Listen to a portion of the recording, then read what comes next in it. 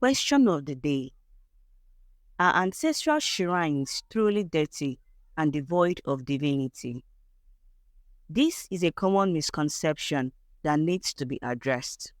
Shrines are sacred spaces established to house the essence of cosmic forces we interact with.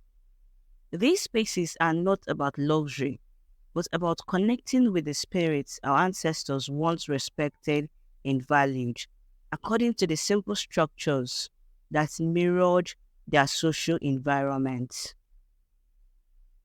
These shrines were designed with natural materials, such as uli for decoration, clay pots or clay structures, and effigies made from locally sourced materials. Their simplicity reflects our deep connection to the earth. Hence, spirit trees like Akpu, Udara tree, and Ogilishi trees often grow around these shrines, signaling the presence of something cosmic and divine. In other words, the sacrifices we perform within these shrines are not just for the purpose of appeasing our ancestors and these spiritual forces, but it is also about acknowledgement and intercessions and warding off evil. It is also essential to note that the flesh of these sacrificed animals are consumed, while its blood, representing life force, are offered to the spirits. Hence, remain like the bloodstains, skulls, and skeletons are often left in the shrines for other purposes, meaning for purposes of a spiritual alchemy. These things that we see or that can be found within these shrines have led to the demonization or the demonic perception of these shrines.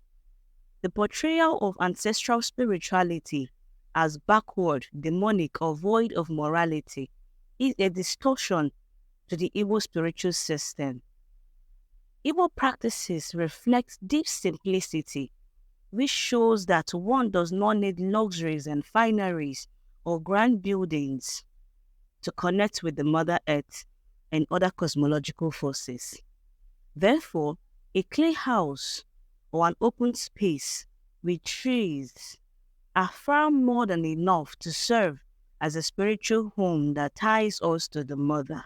Unlike the Christian churches, where opulence gives the impression that divinity requires wealth and grandeur, this resolution is in contrast to our indigenous spiritual systems or the indigenous shrines, where simplicity reigns.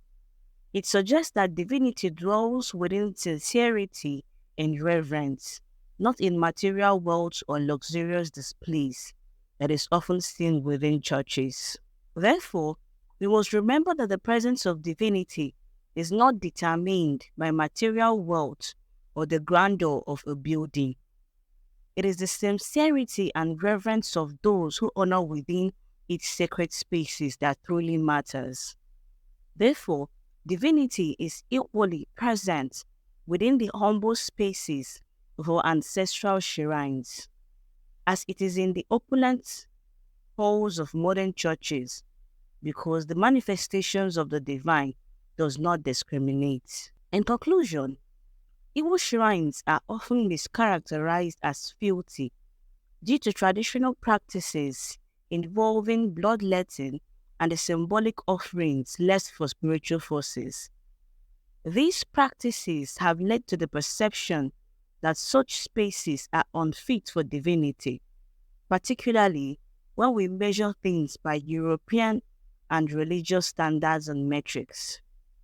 As a result of this misconception, the Igbo ancestral belief system continues to face unwarranted demonization, even by those who should revere and respect it.